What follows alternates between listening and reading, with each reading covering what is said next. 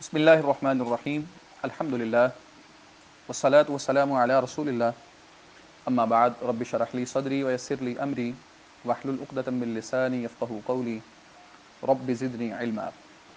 عزیز طلبہ کرام، السلام علیکم ورحمۃ اللہ وبرکاتہ۔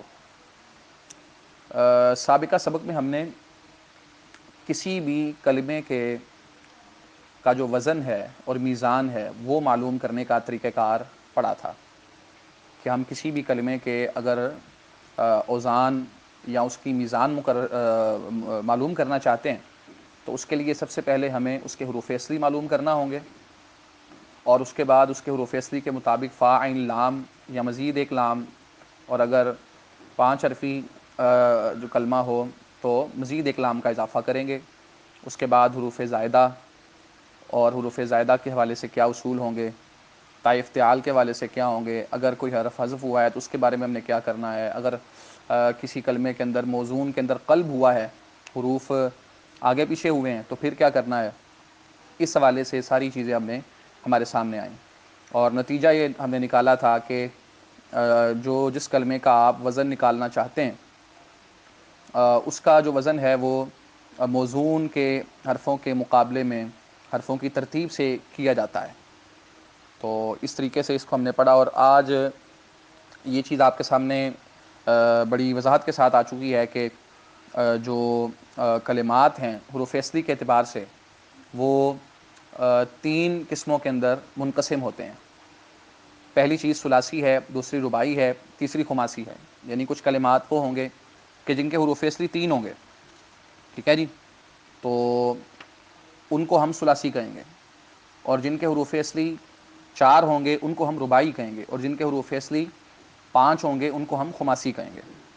مثال کے طور پہ ناصرہ ہے تو یہ ثلاثی ہے کیونکہ اس کے حروف اصلی 3 ہیں، اور دحرجہ یہ رباعی ہے کیونکہ اس کے حروف اصلی 4 ہیں، اور سفرجل یہ خماسی ہے کیونکہ اس کے حروف اصلی 5 ہیں۔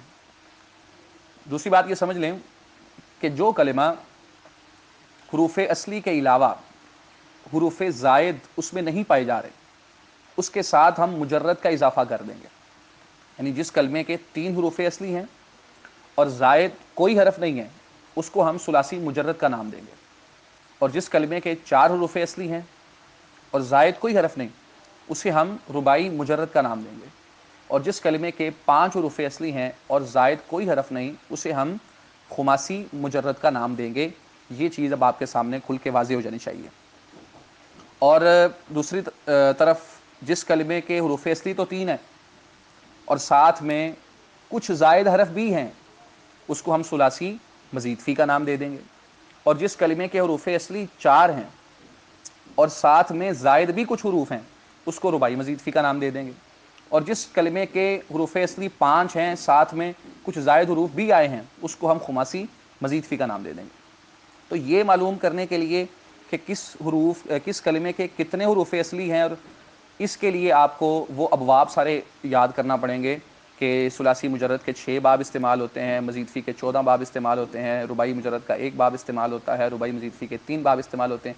تو یہ جو بابوں کی تقسیم اور ترتیب ہے نا یہ آگے چل کے آئے گی، جب آپ وہ یاد کر لیں گے تو آپ کسی بھی کلمے کے حروف اصلی اور حروف زائد، جب حروف اصلی آپ کو پتہ چل جائیں گے تو آپ ایزیلی اس کے حروف زائد بھی معلوم کر لیں گے، اس کا وزن بھی نکال لیں گے، اس کے باب کا بھی پتہ چل جائے گا، اس کے حروف زائدہ کا بھی پتہ چل جائے گا، ساری تفصیل اس کے حوالے سے آپ کے سامنے آ جائے گی۔ تو ثلاثی مزید فی کی مثالوں میں انہوں نے لکھا ہے کہ ضاربہ موزون ہے، اس کا وزن فاعل ہوگا، زمان یہ ایک کلمہ ہے اس کا وزن فعال ہوگا، تدحرج ہے، قندیل ہے، ازرفوت وغیرہ، یہ ساری چیزیں یہاں پہ 2 نقشوں کے اندر صفحہ نمبر 17 اور صفحہ نمبر 18 پہ دی گئی ہیں، تو یہاں پہ آپ کو ان کا پتہ چل جائے گا۔ تو ثابت یہ ہوا کہ کسی بھی کلمے کے حروف اصلی کو جاننے کے بعد آپ اس کا وزن بھی جان سکتے ہیں، آپ اس کے بارے میں یہ بھی فیصلہ کر سکتے ہیں کہ یہ مجرد ہے یا مزید فی ہے، ثلاثی ہے، رباعی ہے یا خماسی ہے، یہ فیصلہ آپ اس کے بارے میں اس انداز میں کر سکتے ہیں۔